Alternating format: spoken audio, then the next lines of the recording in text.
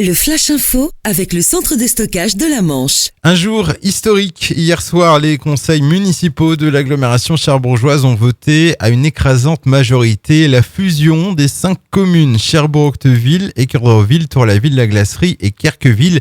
Au total, 87% de oui ont été obtenus. Cherbourg-en-Cotentin verra donc le jour au 1er janvier 2016, regroupant ainsi 82 000 habitants.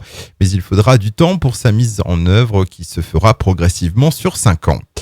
Depuis lundi, de nombreux gendarmes étaient mobilisés pour retrouver un habitant de Morzaline. Malheureusement, hier vers 18h, son corps a été retrouvé dans le bois rabais à Kétou. Une autopsie doit être pratiquée pour déterminer les causes de son décès. Pour l'heure, les enquêteurs privilégient la thèse accidentelle. Un proxénète condamné à 3 ans de prison ferme par le tribunal correctionnel de Cherbourg. Ce vallonnier de 31 ans a été reconnu coupable d'avoir forcé son ancienne petite amie à se prostituer pendant 1 an entre 2012 et 2013.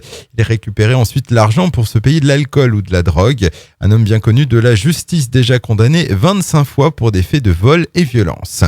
Une nouvelle escale à Cherbourg, le paquebot Marco Polo sera au quai de France de midi à 21h.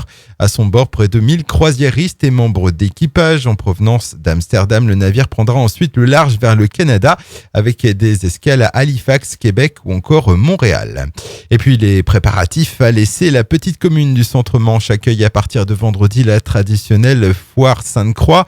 Des dizaines de milliers de visiteurs sont attendus tout le week-end. 1500 exposants et déballeurs présenteront du matériel agricole, de travaux publics, des voitures, tout pour l'équipement de la maison et du jardin, sans oublier les animaux et la grande fête foraine. Le Flash Info vous a été présenté par Landra, centre de stockage de la Manche à Digguleville. Pour en savoir plus et visiter notre centre, 0810 120 172, coup d'un appel local.